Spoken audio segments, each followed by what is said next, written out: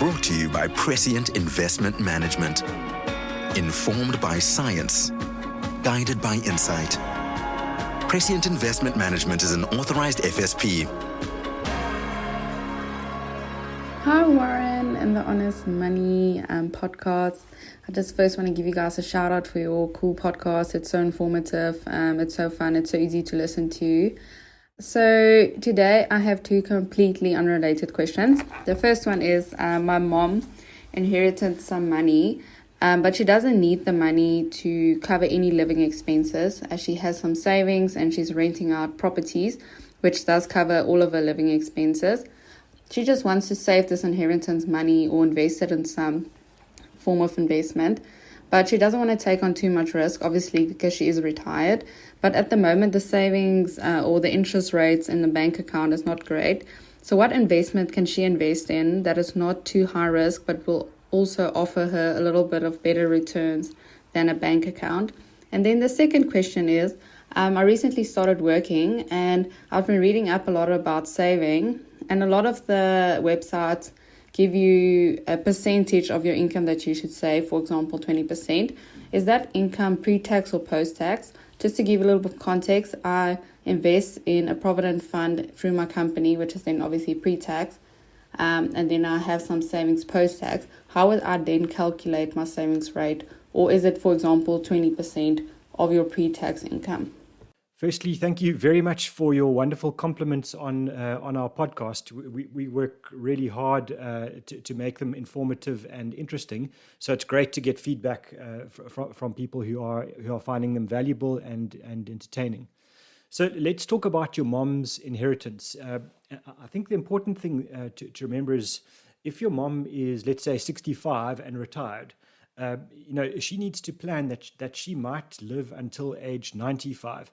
So, that's another 30 years of life. And if you've got a long time horizon like that, anything from around 10 years or longer, you need to be careful of being too cautious or too conservative with your money, because, when inflation rates are destroying the buying power of your money, you need to buy investments and hold those investments that will give you the best chance of beating inflation over the next, 5, 10, 15, 20 years. And unfortunately, the investments that have the best chance of beating inflation are the ones that come with a bit of what they call in the industry volatility. In other words, they can go up and they can go down in value, but the hope is over a long period of time, they increase in value more than they lose you money. And that means, the best assets to buy to beat inflation are shares. But that doesn't mean that your mom needs to take all of her inheritance and put it 100% in the stock market. She can have a bit of a blend. So the one option, for example, if you look at the unit trust world, there is a category of unit trusts. They're usually called stable funds or cautious funds or moderate funds. And those might have somewhere around a third or maybe 40% of the money invested in local and global shares, with the balance being invested in cash, maybe some government bonds and corporate bonds, and maybe a little bit in property companies. So cautious funds are designed to give a better rate of growth than a bank account, because they've got an exposure to shares with some of the money, and hopefully over time, you would expect decent funds like that to give you around 1 or 2% a year growth above inflation. And importantly, a lot of the growth is capital, and it's not generating interest. And interest is a killer when you have to pay tax on the interest. So I think that might be the one option for your mom to consider. And I think it's important that if she does look at those, they need to be very low cost. Make sure that there's the low fees, that the fees are transparent, and look at an index, index tracking cautious or balanced cautious or moderate or stable fund would be my preference, with maybe then an active manager as well. So I'm not saying that you need to be one or the other. You can always blend your mom's investments. If she wants a pure active fund, the alternative is also to look at, for example, an income fund where the bulk of the money is going to be invested in in interest generating investments, but designed to try and get more growth than bank accounts.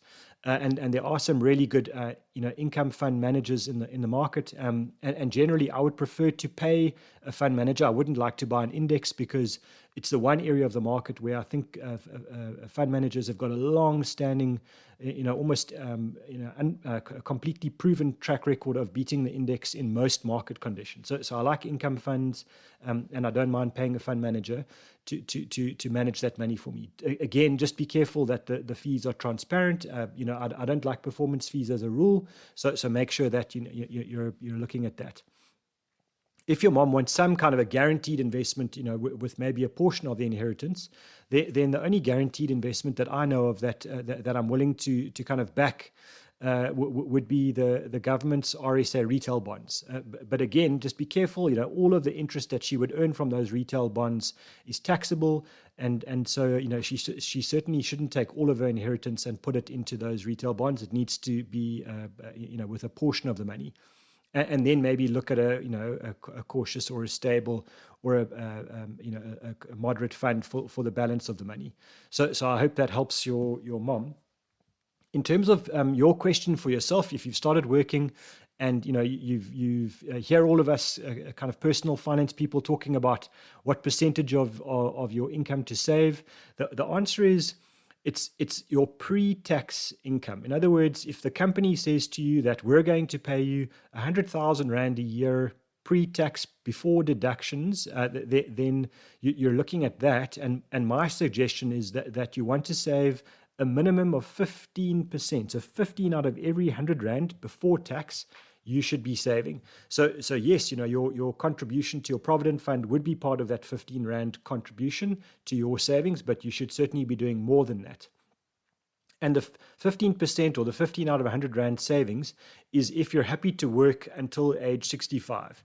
If you said to me that you want to hit financial freedom, much earlier than that, and let's say you want to do it at 45 or 50 years old, then I think you should be saving 30 out of every 100 Rand before tax and before deductions. So those are the goals, and it's up to you to decide where you want to get to financial freedom, how fast you want to do it, and what are the trade-offs that you are prepared to make. I hope that helps you and your mom, and best of luck, and keep listening. Hi, Warren. Thanks so much for your podcast. I'm really enjoying it and learning a lot. My question is to do with shorter term saving goals, around 2 to 3 years saving goals. Where would you recommend investing for that kind of time period? Would it be a unit trust, a balanced fund, or something like that? Or would it be in ETFs? Thank you so much. Cheers.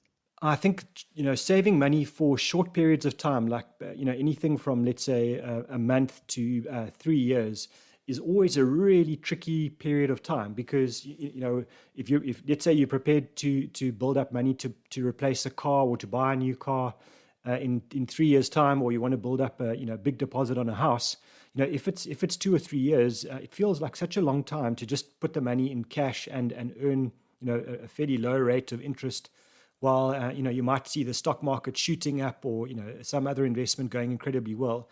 And the temptation then is to say, well, let me rather chase growth and get the most amount of growth I can get, because I'm only doing it for a short period of time. The problem is that because your time period is short, your exposure to investing in something like shares, whether it be in a unit trust, like an equity fund or a balanced fund, or in an exchange traded fund, your problem is that you've got exposure to shares in those investments, and the stock market could easily drop by 10 or 15 or 20%, in a 6-month period. It certainly happened in the COVID crash, and it happened again at the start of 2022. So, when you get that kind of a loss, it doesn't give you enough time, if you only, have a 3-year period, to allow your money to recover and then to keep growing, so that you get a reward for the risk that you've taken. So my answer is, if you're saving for a period up to 3 years, you need to take very little or almost no risk with the investments. And certainly my favorite vehicle for that wouldn't be exchange traded funds at all. In fact, I would go for a unit trust that pays a high rate of interest. So I like we have spoken about that, the class of unit trust before, but they're called income funds. because an income fund aims to try and get a better rate of interest than you would get in a bank account, but you're paying a fund manager to kind of look at the interest rate market to buy the underlying instruments that they believe will get you the best rate possible over that long period of time. So important to know that you are paying a fund manager, but in the fixed income category or in the interest bearing category, I think that there are good fund managers and many of them that have got a good history of beating the index. So it is one of the times that I feel most comfortable allocating money to fund managers, and I think you can do that with a level of confidence. Important that you make sure that the fees on your income fund are low, and you definitely don't want to be paying performance fees to a fund manager to manage an income fund. So you just want to pay a flat fee, and try and make sure that it's as low as possible. If you don't really want the money to be accessible at all, if you're saying, look, I'm going to lock it away for a fixed period of time, then you might consider a fixed deposit or an RSA retail bond, which has which is almost exactly the same as a fixed deposit. But for me, if my time frame is not clear, in other words, I might need the money in 6 months, or I might need it in 24 months or 36 months, then my preference would be an income fund. I hope that helps, and good luck with your savings. Brought to you by Prescient Investment Management. Informed by science, guided by insight.